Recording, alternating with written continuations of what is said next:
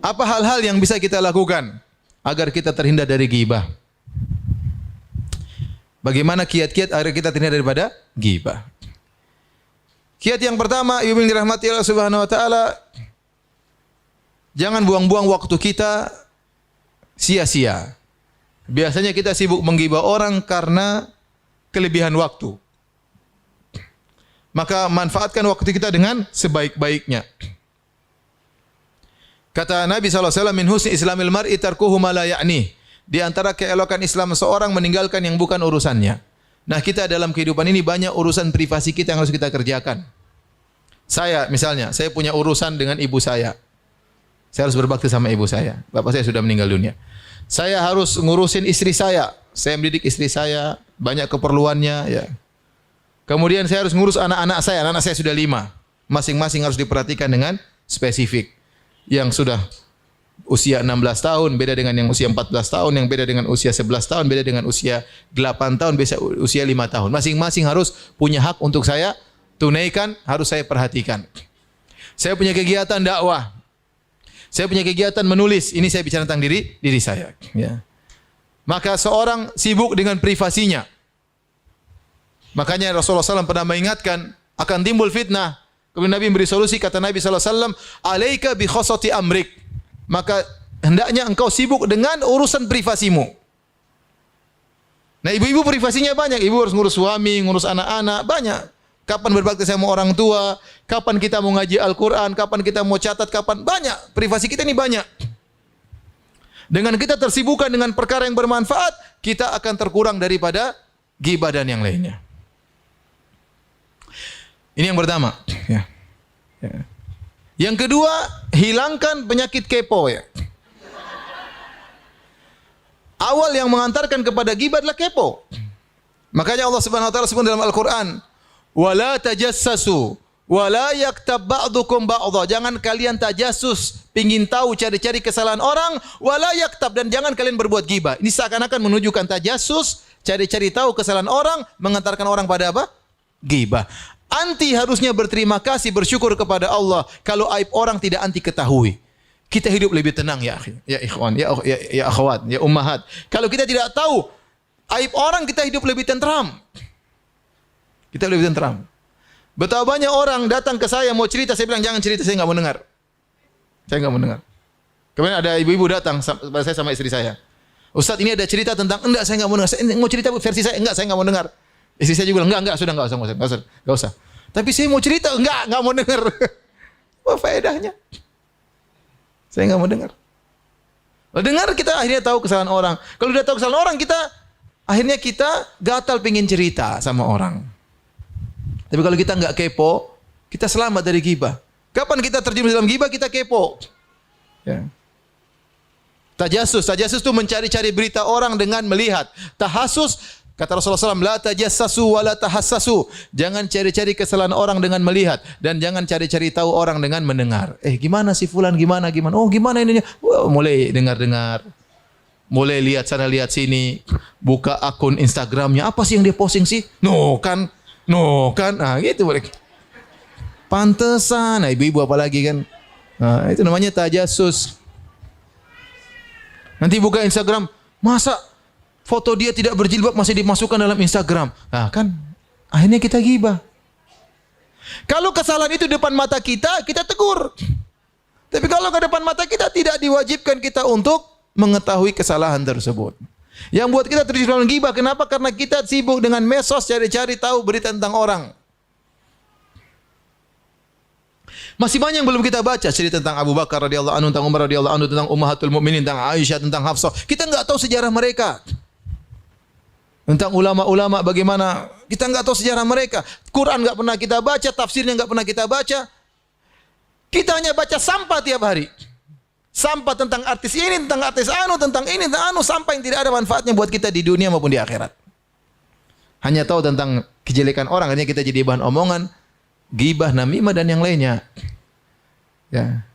Penyakit kepo ini sudah diingatkan oleh para ulama dari dulu, namanya fudul. Adanya fudulun nazar.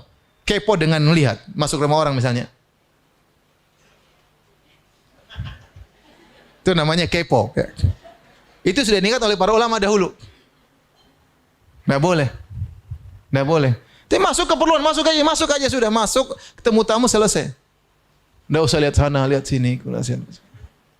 Khawatir nanti kalau kita sering kepo, ada hal yang haram kita lihat. Tahu, ternyata istrinya mungkin lagi di mana, lagi terbuka rambutnya misalnya atau apa. Akhirnya gara-gara kebanyakan apa? Melihat yang tidak perlu. Sama kebanyakan mendengar yang tidak perlu. Gimana sih? Ada orang dua ngobrol, nimbrung ya, ngobrol apa? Nimbrung itu baca Quran sana. Ini bikin kita akhirnya terjerumus dalam ghibah. Seperti itu.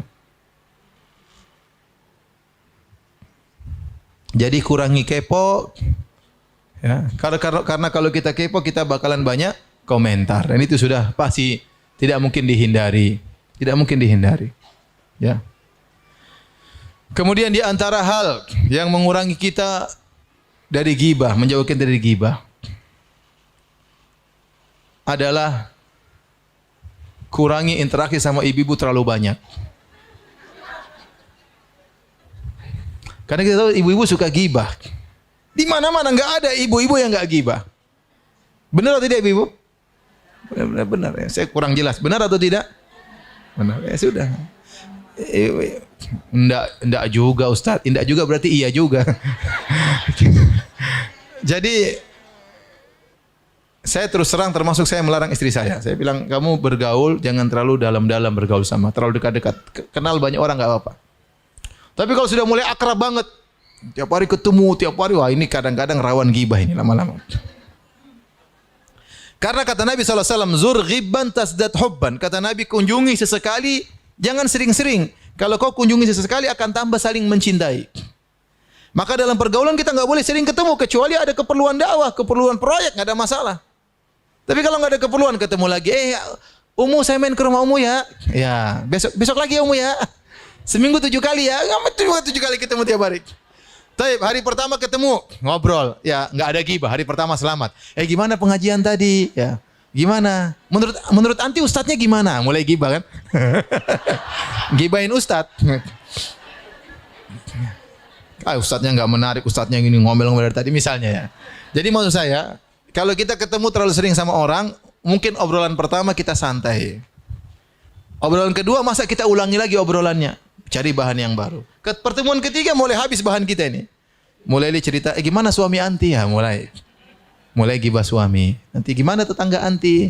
Gimana? Mulai gibahin orang. Kenapa terlalu banyak interaksi? Ini berlaku bagi laki-laki maupun perempuan. Dan betapa banyak orang akhirnya bermusuhan gara-gara terlalu mencintai kawannya. Ibu-ibu ini sudah sering terjadi.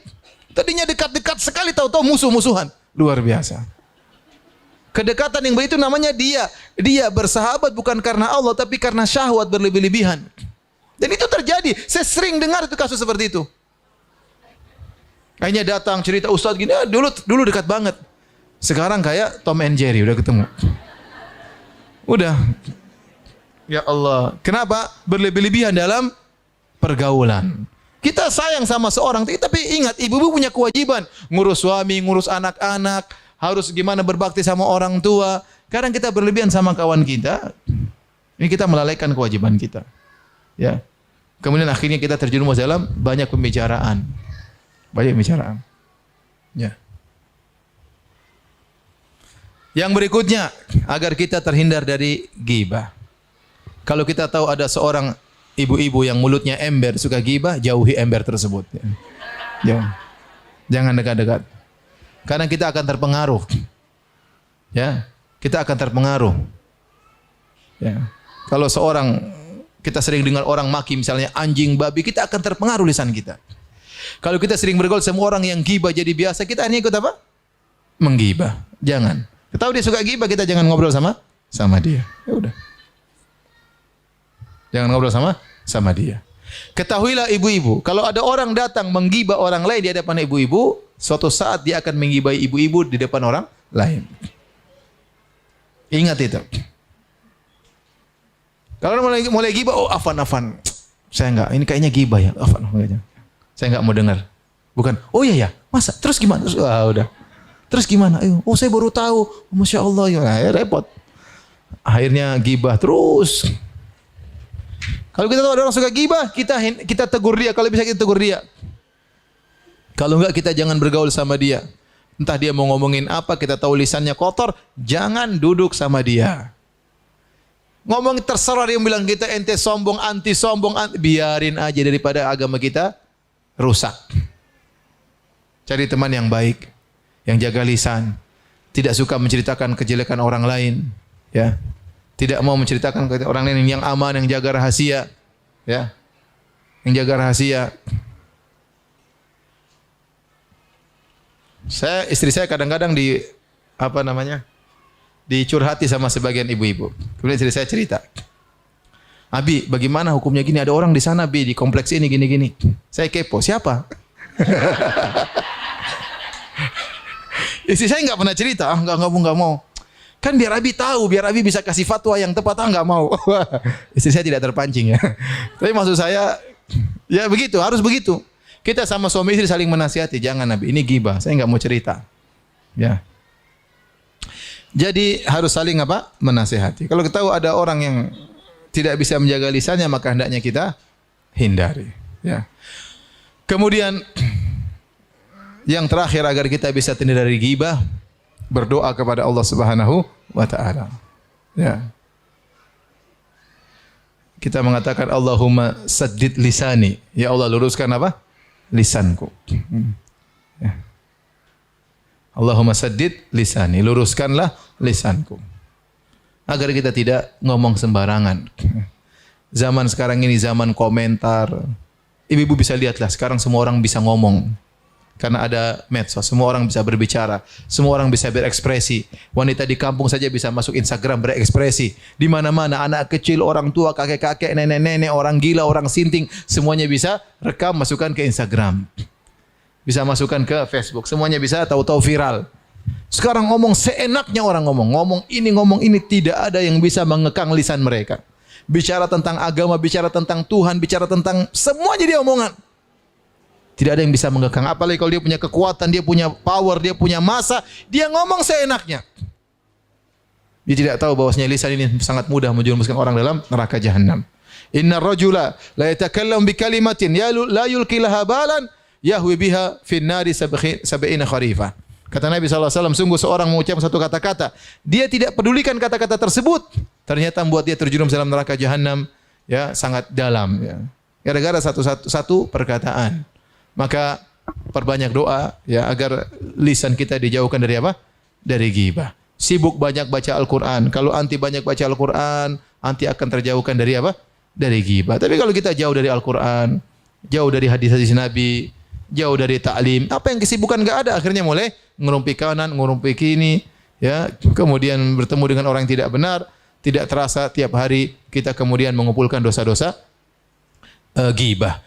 Dan ingat, kalau kita melakukan ghibah, maka suatu hari kita ghibah orang tersebut, kita bertemu dengan dia pada hari kiamat kelak, maka dia akan mengambil pahala kita. Tidak bisa kita membalas apa yang kita lakukan kepada dia kecuali dengan mentransfer pahala yang sudah kita dapatkan kepada dia pada hari kiamat. Makanya ada seorang ulama berkata, sungguh aneh seseorang, pagi hari dia, malam hari dia kumpulkan pahala sebanyak-banyaknya. Malam hari dia solat malam, pada subuh kemudian dia zikir, dia baca Quran, kemudian siang-siang dia bagi-bagi pahala. Dia ghibah si fulan, dia transfer pahalanya. Dia ghibah si fulan, dia transfer pahalanya. Dia ghibah si fulan, dia transfer pahalanya. Kasihan orang seperti ini. Bagaimana di hari kiamat kelak, orang yang Anda ghibah adalah orang yang Anda benci. Tahu-tahu orang yang Anda benci tersebut justru Anda transfer pahala Anda kepada dia. Ini derita seorang yang ghibah. Dia mentransfer pahalanya kepada orang yang dia benci, yang dia ghibah tersebut, ya, yang dia ghibah tersebut. Maka hati-hati seorang, terutama ibu-ibu, jaga lisannya, jaga pergaulan. Kalau ada ghibah maka tahan lisan, ya. Tegur orang tersebut. Ada majelis ghibah, tinggalkan majelis tersebut, maka akan selamat dunia maupun di akhirat. Wallahu taala alam bisawab.